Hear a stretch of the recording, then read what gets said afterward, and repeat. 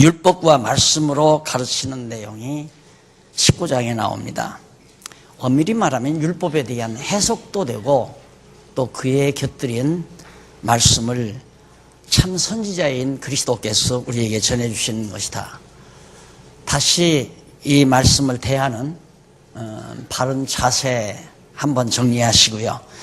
우리가 예수님께서 율법과 말씀으로 가르친다는 말은 예수님이 참 선지자라는 말이고, 참 선지자라는 말은 진짜 구약의 언약대로 그리스도로 오셨다는 확증이고, 구약의 언약된 대로 그리스도가 오셨다면 하나님 여호와는 반드시 살아계시다.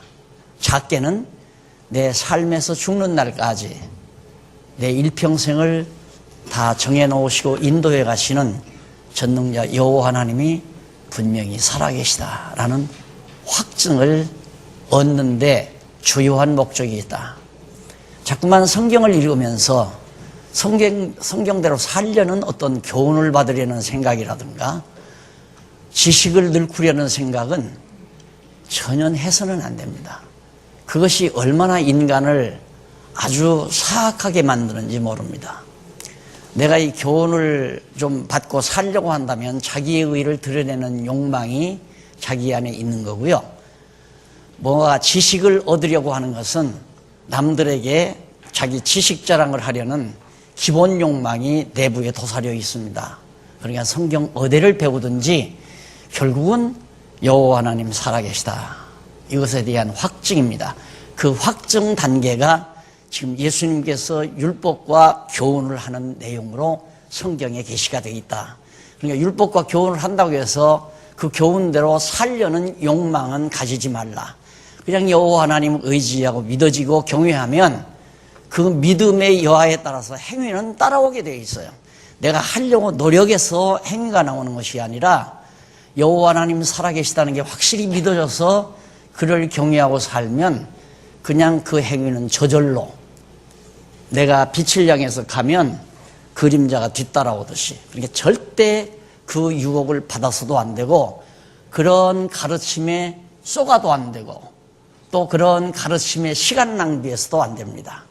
오직 정말 여호와 하나님 살아계신가? 지금 여기 앉아 계신 분들은 다 여호와 하나님 살아계시다는 걸 믿을 거예요.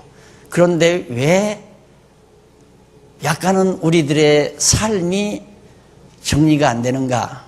이제 말한 대로 뭔 지식을 얻으려는 것 또는 내가 뭔가 좀 더 남보다 더 선하게 착하게 하나님의 뜻대로 잘 살아보려는 기본 욕망, 이 욕심이 내부에 도사리고 있으니까 욕심은 안 채워지거든요.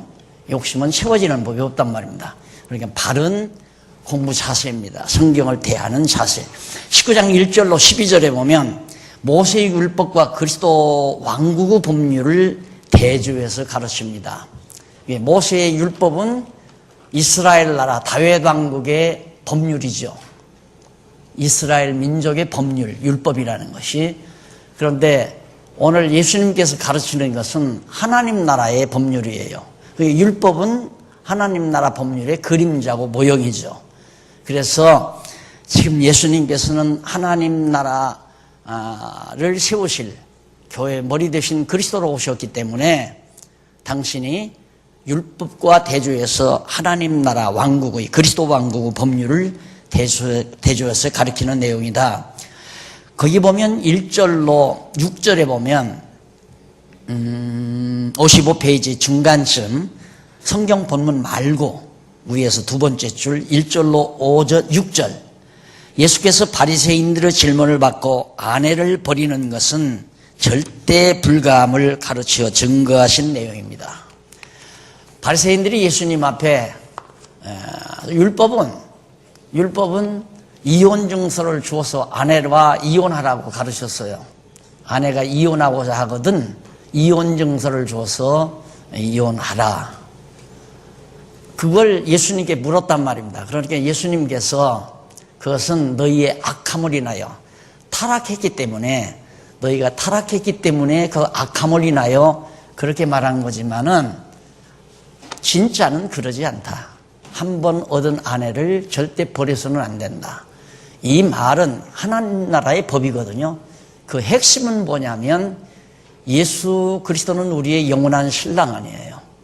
그러니까 하나님 나라에서는 지금 저기 우리 박 장로님 네 분 나란히 앉았는데 이 세상에서나 그렇게 하시지. 저 하나님 나라 가면 예수님이 우리의 영원한 신랑이에요. 이혼해서는 안 됩니다. 이혼할 수도 없고 해주지도 않아요. 예수님이 우리를 한 번 아내로 영접하면 절대 예수님은 우리에게 이혼 증서를 줘서 나가라 그런 법이 없다고 말이에요. 그것이 하나님 나라 법이라는 사실을 지금 1장 1절로부터 12절까지 계속해서 말씀드리죠. 얘기를 했는데 거기 보면 7절로 12절 위에 56절 56페이지 6956페이지 7절로 12절에 보면 밑에서 8째 줄 거기 보면 음행이라는 말이 나오죠. 음행도 나오고 간음도 나오고 그래서 음행과 간음에 대한 헬라어 언어 분석을 그렇게 해 놓았습니다. 이것이 결국은 57페이지 이쪽 6957페이지 거기 보면 차라리 바리새인들이 그래요. 차라리 그러면 시집가지 않고 장가가지 않는 것이 더 좋겠습니다. 그러니까 이혼하지 말라 이러니까 그럴 바에야 그 당시에 이제 이혼이 하도 많으니까 요즘 같은 모양이죠. 원래 경제 발전이 되고요. 사람들의 육체적 쾌락이 만연이 되게 되면 이혼율은 정상적으로 따라옵니다. 정확하게 따라오게 돼 있어요. 그렇기 때문에 이때도 그렇게 되지니까 바리새인들이 그럴 바에야 장가 안 가고 그냥 혼자 사는 게 낫겠습니다. 그렇게 물으니까 사람마다 두 번째 줄 57페이지 위에서 두 번째 줄 사람마다 이 말을 받지 못하고 오직 타고난 자라야 할지니라 어미의 태로부터 된 고자도 있고 사람이 만든 고자도 있고 천국을 위하여 스스로 된 고자도 있도다. 이 말을 받을 만한 자는 받을지어다. 천국을 위해서 혼자 사는 거야 당연하겠지만 너희들이 말하는 대로 쾌락을 즐기지 못해서 결혼한다면은 결혼을 안 한다면은 자유롭다. 내가 어느 시집을 하나 왔어요. 자기는 참 자유롭다 이거예요. 누구라도 만날 수 있어서. 왜? 시집 안 갔으니까 나는 어떤 남자라도 만날 수 있다 이 말이거든요. 얼마나 고약스러운 내용입니까? 예, 남편이 있으면 함부로 남의 남자 못 만나잖아요. 그런데 그가 제법 사회 지도급 인사예요. 근데 시집을 썼는데 그렇게 썼더라고요. 예, 이 고약한 인간 안에 속으로 그랬는데 바로 예수님이 하시는 진정한 의미는 곧 하나님 나라 법을 가르쳐주기 위해서 그 말은 영원한 신랑 되신 그리스도께서는 절대 우리를 버리지 않는다. 19장 13절로 15절 나옵니다. 어린아이들을 보면서 천국은 어린아이의 것임을 가르치죠. 때 사람들이 예수의 안수하고 기도하는 것을 보고 막 아이들을 데리고 옵니다. 그러니까 아이들 오는 것을 말렸어요. 꾸짖으니까 예수님께서 어린 아이들을 용납하고 내게 오는 것을 금하지 말라. 천국이 이런 자의 것이니라. 바로 천국은 어린아이와 같은 자의 것이다. 이 말을 못 알아듣죠. 그냥 아기는 아무런 죄가 없으니까 천국 간다고 그렇게 단순히 생각하죠. 제가 대학원 다닐 때 교수가 그렇게 가르치더라고요. 어린 아기가 낳자마자 죽었으면 어떻게 됩니까? 그야 천국 간다는 거예요. 그게 왜 그러냐니까 죄를 하나도 지지 않아서. 죄 중에 잉태해서 죄 중에 낳는데 금방 난 아기도 죄악 덩어리예요. 그런데 그걸 망각하고 자꾸만 아기가 나서 자기가 스스로 지은 범죄 이것만을 생각하니까 죄 안 졌으니까 천국 갈 거 아니냐. 그럼 죄 안 짓고 천국 간다면 갈 사람이 거의 없죠. 우리는 다 죄 짓고 살고 죄인이기 때문에.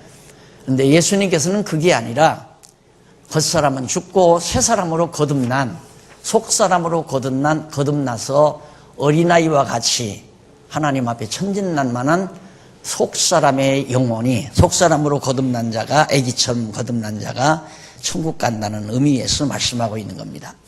그 다음 16절로 12절에 보면 58페이지 선행에 의해 영생을 얻으려는 자에게 그 방법을 가르쳐 줍니다. 어떤 사람이 주께 와서 가로되 선생님이여 내가 무슨 선한 일을 하여야 영생을 얻습니까? 자, 문맥이 잘 이어지죠? 아주 잘 이어진단 말입니다. 그러니까 그 문맥 그 흐름을 붙들기가 그렇게 쉽지 않단 말입니다. 갑자기 앞에서 애기애기했다가 여기서 갑자기 또 선행한 어떤 일을 선한 일을 해야 영생을 얻으리까 말하니까 앞의 내용과 뒤의 내용이 전혀 연결이 안 되는 것 같지만 제 눈에는 그 내용이 너무너무 진하게 연결되어 있는 게 보인단 말입니다. 예, 앞에서 어린아이와 같아야 천국 간다 이렇게 가르쳐 놨으니까 아하, 많은 사람들이 아까 제가 말씀드린 대로 애기처럼 정말 죄짓지 않고 순박하면 천국 가는구나 이렇게 생각할 거 아니에요. 그러니까 바로 뒤이어서 그게 아니다. 내가 어떤 선한 일을 하여 영생을 얻습니까? 라고 물으니까 예수님께서 그자에게 그렇게 말을 합니다. 왜 내가 날들어 선하다 하느냐? 선한 이는 하나님 한 분뿐이다. 그럼 예수님이 선하지 않다는 얘기인가? 예수님이 선하지 않다는 얘기라기보다는 선한 이시는 정말 하나님 아버지신데 예수님은 인간의 죄를 다 걸머지고 이 세상에 오셨단 말입니다. 제물로. 그러니까 그런 의미에서 예수님께서는 날들어 선한 선생님이라고 그렇게 부르지 말아라 하는 얘기예요. 내가 무슨 선한 일을 하오리까 선생님이여 하니까 왜 선한 이는 오직 한 분이시니라 내가 생명에 들어가려면 어찌하여 내게 선한 일을 묻느냐고 하면서 선한 일은 하나님 한 분이니까 그러면서 영생에 들어가려면 계명들을 지키라. 계명 지키라고 딱 얘기하잖아요. 그러니까 무슨 계명이니까 그러니까 간음하지 말라, 도둑질하지 말라, 뭐 등등 해서 거짓말하지 말라 다 얘기잖아요. 그건 제가 다 지켰는데요, 그래요. 그건 제가 다 지켰는데요. 그러니까 예수님께서 그러면 내 재산 다 팔아서 가난한 자애들에게 주어라.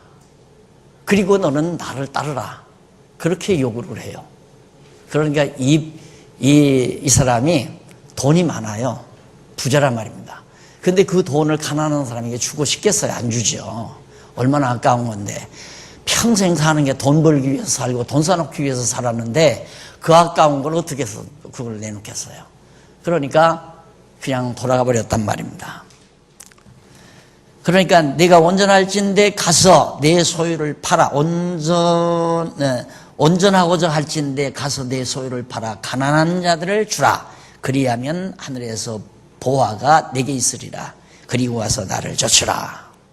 청년이 재물이 많음으로 이 말씀을 듣고 돌아갔다고 그랬어요. 자, 여기서 보면 이 선한 일을 어떻게 선한 일을 해야 영생을 얻으리까? 이 질문 자체가 매우 잘못된 질문이죠. 많은 사람들이 유대인들이 특히나 율법을 지켜야 천국 간다고 그렇게 생각하잖아요. 그러니까 이 청년도 율법을 지켜서 천국을 가려고 애를 써서 계명을 지켰단 말입니다. 그래서 천국에 간다는 것이 불확실하니까 선생님 예수님에게 와서 그걸 물은 거예요. 그걸 왜 나한테 묻느냐 그러면서 선한 이는 하나님 한 분이다. 그러니까 그 말은 네가 정말 선한 일을 해서 천국 가는 게 아니고 천국은 천국의 주인이신 예수 그리스도가 마음대로 천국 보내고 안 보내고 하나님의 손에 달려있다.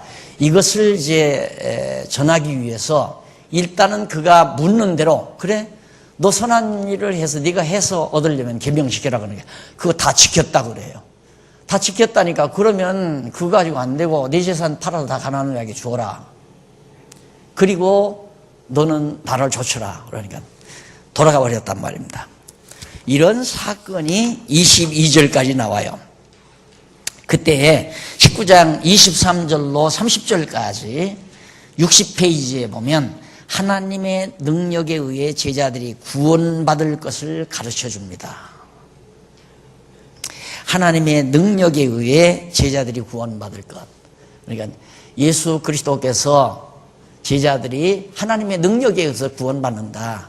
인간이 무슨 선한 일을 해서 구원 얻는 게 아니라, 이렇게 말하면 많은 사람들이 이 내용만 딱 들으면, 여기만 딱 들으면 어떤 생각을 하냐면, 아, 망탕 살아도 되는구나. 선한 일 한다고 해서 뭐 천국 가는 건 아니로구나. 그래서 빗나가게 된단 말이에요. 그래서 제가 앞 시간에 처음 시작하기 전에 말했잖아요. 행위는 믿음의 행위여야 돼요. 믿음의 행위. 믿음이 없는 상태에서 자기의 공적을 드러내기 위하여 하는 행위는 기만하는 거예요. 사람을 기만하는 것. 무슨 얘기인지 아세요? 남에게 선하게 보이려고, 남에게 착하게 보이려고, 그렇게 해서 상대로부터 존경을 받거나 아니면 상대를 이용하거나. 사람이 그러잖아요. 한동안 열심히 착한 친구처럼 잘 대해줍니다. 왜? 언젠가 필요할 때 돈 꿔달라고 하려고. 그렇게 착한 친구처럼 잘 대해주는 것은 기만하는 행위죠. 그렇잖아요. 근데 그게 아니고 내 믿음에서 나와야 돼요. 하나님이 주신 믿음에서 나오는 믿음의 행위만이 하나님이 선하다고 보는 거죠. 그러니까 믿음의 행위는 내 마음대로 못하는 거예요. 하나님이 주신 믿음에 의해서 행하는 거죠. 그래서 내 공로가 아니라는 얘기입니다. 그래서 행위는 내 의지로, 인간의 타락된 의지로 자기를 위장하기 위해서 행하는 행위. 그것이 다 도인들, 다시 말해서 도를 닦는 사람들, 수련하는 사람들. 솔직히 뭐 산에 가서 다 도 닦는 게 다 그런 거 아닙니까? 자기를 아주 선량하게 만들려고. 예수를 믿는 사람들도 그런 사람 많거든요. 그걸 경건주의자라고 그래요. 경건주의자라고. 속은 다 똑같은 인간인데 겉은 그럴듯하게 걸음걸이도 아주 천천히, 그리고 모습도 아주 정말 뭐라고 할까, 표정을 근엄하게 그렇게 해서 행동하는 것이 소위 교회 지도자들의 모습에서 많이 보죠. 그런 거 보면 역겹잖아요. 참 역겹단 말입니다. 예? 사람의 위장술에 녹아나서는 안 돼요. 예수님은 바로 그것을 지적하는 겁니다. 그래서 여기 지금 23절로부터 30절에서는 예수님께서 하나님의 능력으로 구원 얻는다. 그래서 예수님께 23절로 26절에 보면 밑에서 6째 줄 60페이지, 부자의 선행이 아닌 하나님의 주권인 은혜로 구원 얻는다고 가르쳐주는 내용이 26절까지 나오는데, 거기 본문 한번 읽어보실까요? 제자들에게 이르시되 내가 진실로 너희에게 이르노니 부자는 천국에 들어가기가 어려우니라. 자, 이걸 그냥 제가 어려서 그대로 배운 거예요.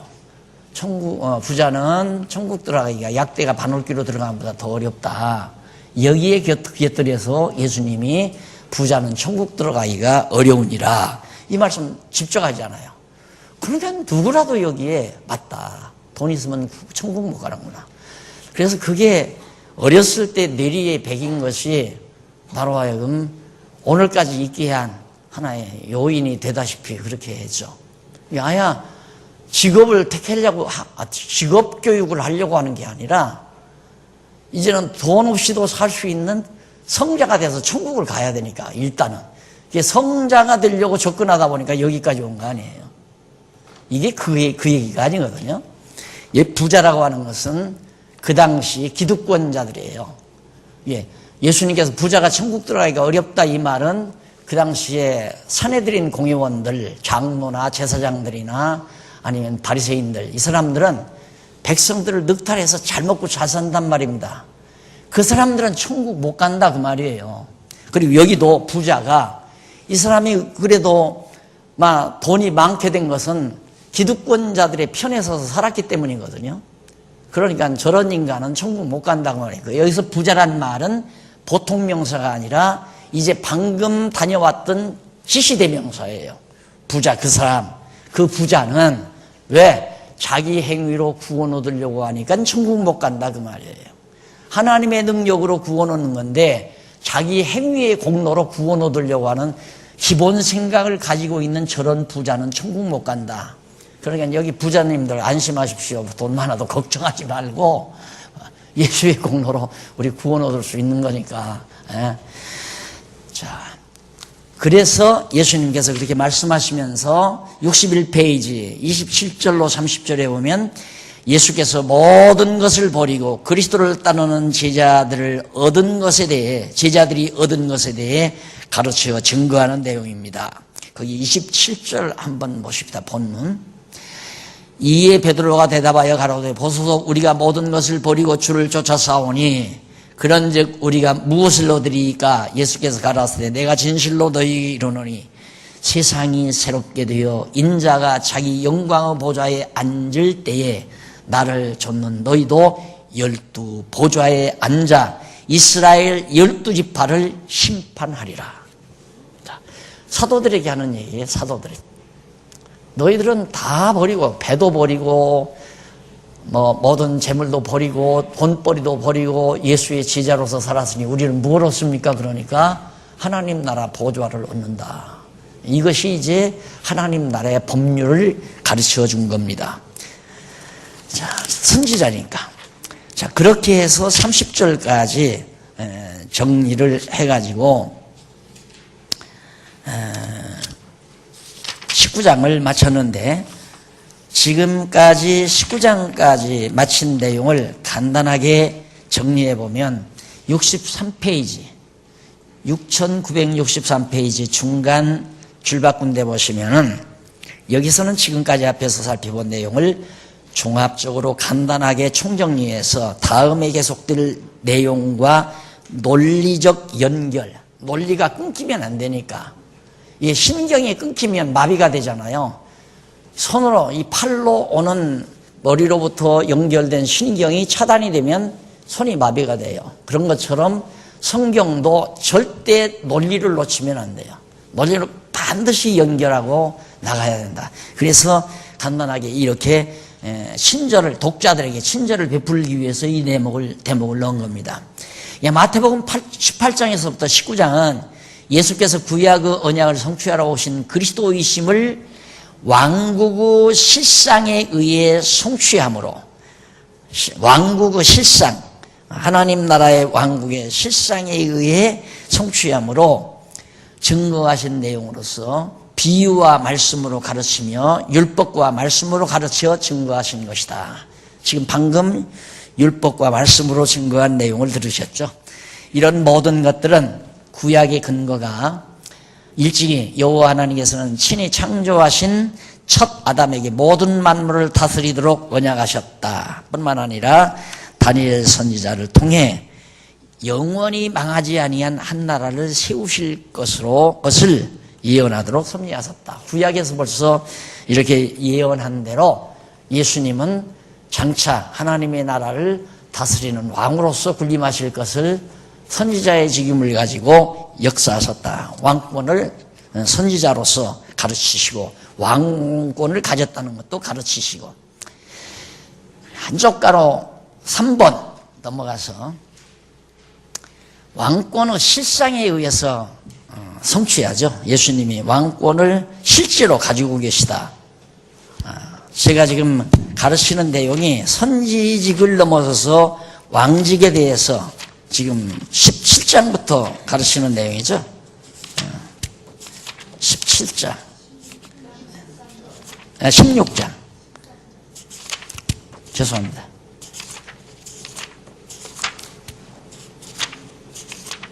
네, 왕직의 실상에 의해서 16장 13절로부터 21장까지가 바로 16장 13절로 25장까지네요. 25장까지가 제3절 왕위의 직임, 예수님이 왕직을 가지고 계시다. 그래서 왕으로서 하나님 나라 법률도 가르치고 그리고 또 하나님 나라의 왕으로서의 구원하고 구원 못하고 하는 안 하고 하는 능력을 예수님 스스로가 가지고 계신 것을 말해주고 있습니다. 하나님의 능력으로 구원 얻는다.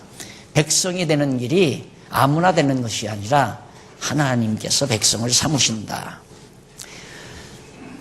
그 다음 왕권은 실상에 의한 성취인데 20장에서 21장 우선 주권과 신분으로 가르칩니다. 예수님이 왕이니까 주권을 가지고 계시잖아요.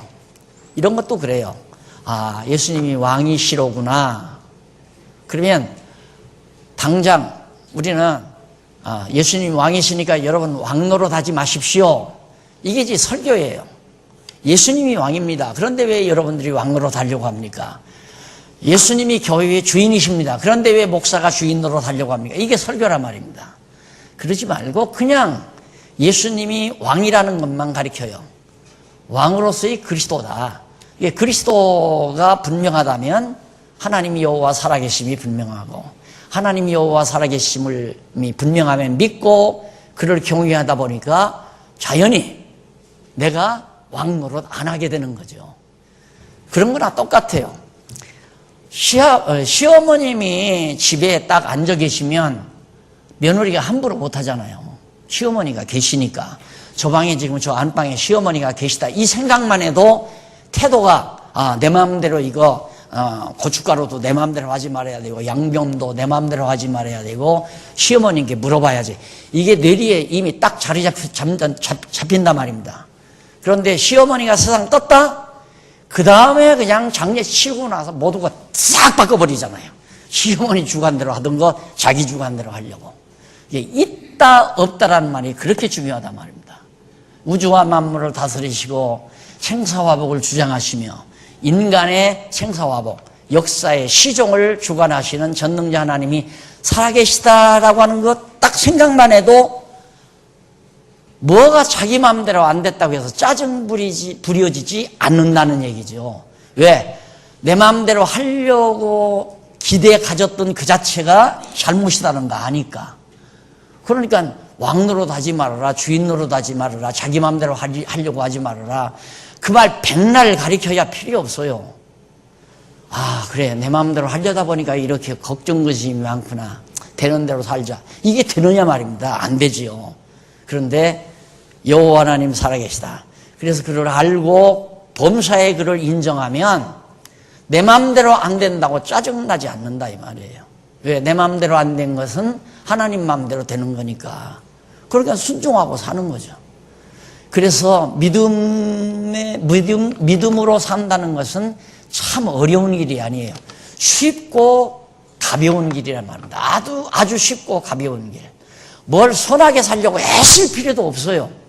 그냥 성경 공부해서 여호와 하나님 살아계시다 그것만 딱 인정되면 사람인지라 순간순간 욕심도 생기죠. 욕심 생기면 마음이 좀 편치 않잖아요. 그러면 내가 왜 이러나? 조금만 생각해 보면 내가 욕심 부렸구나. 욕심 부린다고 해서 내 것 되는 거 아닌데 이거 하면 그냥 잊어져 버리잖아요. 아버지가 하나님이 나에게 주어야 내 거지. 이게 믿어지면 그러니까 여호와 하나님이 살아계시다는 것 확실히 알고 믿고 경외한다는 것이 가장 소중한 거다. 그래서 내가 특강 한번 했잖아요. 내 30년 동안 목회한 모든 결론은 여호와를 알라, 여호와를 인정하라, 여호와를 경외하라, 여호와를 찬양하라. 그것뿐입니다. 그렇게 하려고 그렇게 할 수 있도록 되게 하려고 내가 성경을 가르친 것뿐입니다. 여러분 교회에 충성하라, 뭐 선한 일을 많이 해라, 하나님 기뻐하시는 일을 많이 해라. 그거 다 넋두리예요. 그럴 필요 없어요. 그냥 성경만 가르치면 다 각자 알아서 받은 은사를 따라 살게 돼 있어요. 그럼 주권과 신분을 가르치는 내용인데 우선 20장 1절로 16절에 보면 포도원의 품꾼 비유로 천국 왕의 절대적인 주권을 가르칩니다. 천국의 왕의 절대적 주권. 포도원의 품꾼. 여러분 잘 아는 얘기 아니에요? 포도원의 주인이 포도원 농장장이 정지를 시켜서 품꾼을 이른 아침에 불러들였어요. 한 달란트 주기로 불러들였단 말입니다. 들어가서 이른 아침부터 열심히 일을 하는 거예요. 중간쯤 또 불러드렸어요. 점심때쯤. 그 다음 점심 3때쯤. 그 다음 다 저녁 때 일이 끝날 무렵에 또 일꾼을 불러서 포도원으로 들이보냈어요. 그리고는 청지기를 시켜서 제일 나중에 온 사람부터 불러가지고 한 달란트씩 주어라. 그렇게 해서 다 주지 않았어요. 그러니까 이른 아침부터 와서 일했던 사람이 주인에게 항의를 한 거죠. 주인이요, 나는 이른 아침부터 죽 들어가서 하루 온종일 일을 했는데도 한 달란트 주고, 저 사람은 조금 전에 왔는데도 저 사람도 한 달란트 줍니까? 그러니까 주인이 하는 말이, 너하고는 한 달란트 약속하고 했잖아. 그러니까 너는 내 거나 가지고 가. 내 돈 가지고, 내 거 가지고 내 마음대로 하는데 내가 무슨 상관이냐 이거예요. 이것이 하나님 나라 법이에요. 그런데 끊임없이 사람들은 하나님이 작정하시고 예정하시고 이거 다 불공평하다. 어떤 사람은 천국 보내고 어떤 사람은 지옥 보내고, 이거 하나님 왜 이렇게 불공평하냐. 말이 되는 얘기예요? 맞죠? 예수님께서 말한 얘기가. 돈은 주인 거 아니에요. 그러니까 일 하나도 안 한 사람에게 한 달란트 줄 수도 있고, 이른 아침부터 와서 일하는 사람 약속하고 한 달란트 줄 수도 있고. 이른 아침부터 온 사람은 유대인들이에요. 쉽게 말하면 유대인들. 다 늦게 들어오는 우리를 말하는 거. 우리는 완전히 그냥 장님이 어떻게 문고리 잡았다. 호박농을 잡았는데 호박채 굴러온 거죠, 우리는. 그러니 우리는 한없이 감사하고 살 것 뿐인데도 왜 그렇게 감사하지 할 일이 내게 없고 불만과 불평만, 짜증만 자꾸 밀려오는가. 또 설교하려고 한다. 넘어갑시다. 20장 17절로 19절. 순환을 당하고 제3일에 살아나실 왕권에 대해서 예수님께서, 내가 이제 머지않아 순환당해서 십자가에 못 박혀 죽는다. 죽었다가 3일 만에 부활한다. 부활한다는 말은 내가 왕권을 가진다 그 말이거든요. 예수님이 왕권을 가진다. 내가 왕이다. 지금 그걸 증거한다. 이 예언이 그대로 이루어지잖아요. 그 다음 20장 20절로 28절에 보면 두 제자가 권좌를 요구하자 천국 왕권에 대해 참 인간이 이렇게 고약스럽단 말입니다. 뭐가 예수님 따라다닐 때 막 핍박받고 도망다니고 예수님 숨으시고 할 때는 제자들이 그런 생각을 안 했어요. 그런데 가만히 보니까 예수님 말씀을 듣고 보니까, 야, 이거 하나님 나라 왕이 예수가 왕이시로구나. 야, 그러면 누가, 저 예수님이 누구를 우정승 좌정승 자리에 앉을까? 요 생각을 한다 이 말이에요. 그래서 내가 항상 그러잖아요. 형통할 때 조심하라고.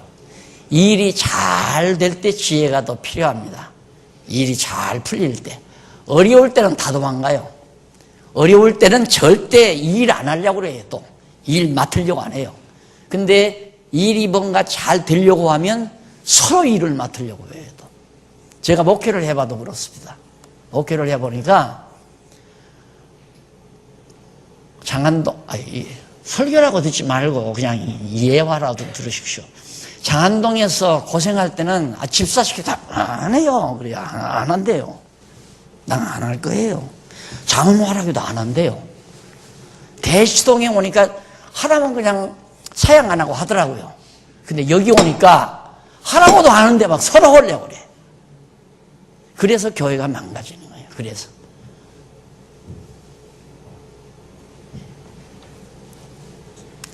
그래서 어려울 때나 형통할 때나 진리를 위해서 산다면 똑같죠. 똑같아요. 어려울 때나 형통할 때나, 돈이 적을 때나 돈이 많을 때나, 가난할 때나 부유할 때나, 가난하고 부유한 것 때문에 일하는 거 아니니까 오직 진리를 위해서 일하잖아요. 그러니까 일이 잘 될 때도 일을 하고, 일이 안 된다, 이 안 될 때는 없죠. 다 잘 될 때죠. 다 잘 될 때인데 인간의 욕심대로, 야, 나도 몇백 명 모여놓으면 한 번 사자오를 외치면서 근사하게 목회할 수 있겠다. 왜 사람 겨우 한 10여 명 모아놓고는 맥 풀려서 못하겠다. 그게 벌써 틀린 거란 말입니다. 예? 그 자체가 틀린 거라고요.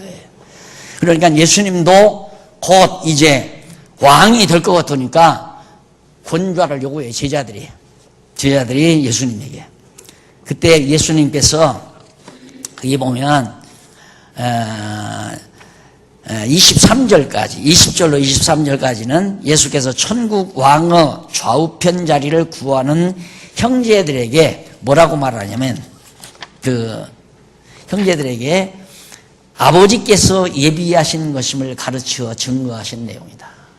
그건 내가 줄 바 아니고 아버지께서 다 이미 정해져 있다 이거예요. 그러니까 여러분 지금 내가 요한계시록 22장 마지막 장 쓰다가 나왔거든요. 이제 아시볼 다 써요. 이제 가다듬기만 하면 되는데 이미 천국이 딱 이렇게 정해져 있어요. 누구가 어디서 살고 누가 어디 예로 이 세상적으로 말하면 누구가 무슨 일을 하고 누구가 무슨 일을 할까 이미 다 정해져 있어요. 왜 그러냐면 여기 나라 아니에요, 나라. 이게 천국이거든요, 천국. 천국인데 이 나라가 여기에 이제 이루어지는 거란 말입니다. 이게 교회예요, 교회. 그러니까 제가 지금 생각하는 건 그거예요. 그냥 성령께 맡기면, 교회도 성령께 맡기면 성령께서 장로님 하실 분에게 감동을 줘서 나도 정말 장로로서 어린 성도들을 돌보고 어린 성도들을 위하여 내가 진력하면서 여생을 살아야 되겠다. 그 마음 주는데 사람이 정치적으로 안 시키면 안 되잖아요. 그러니까 그분은 자연히 성령의 감동 따라서 한다. 왜? 여기에 이미 하나님 나라에서 정해진 자인데 왜 인간이 당회장으로 앉아서 한다 못한다 그것이 문제다 이거예요. 그게 문제다. 그러니까 시험 문제도 그렇죠. 시험 문제도 목사 자기가 하는 건 내고 장로 될 분이 모르는 걸 내면 떨어지게 돼 있잖아요. 그러니까 성경에 있는 대로 본인이 한번 체크해 봐라. 하나님 앞에서 사람 앞에서 하지 말고 얼마나 깔끔한 제도예요. 이게 사람과 전혀 관계가 없어요. 자기가 스스로 하나님 앞에서 정말 은사가 있는가 없는가, 집사 은사가 있는가, 권사 은사가 있는가. 엊그저께 10여 명이 앉아서 공부를 하기에 제가 들어가서 보니까 열심히들 해요.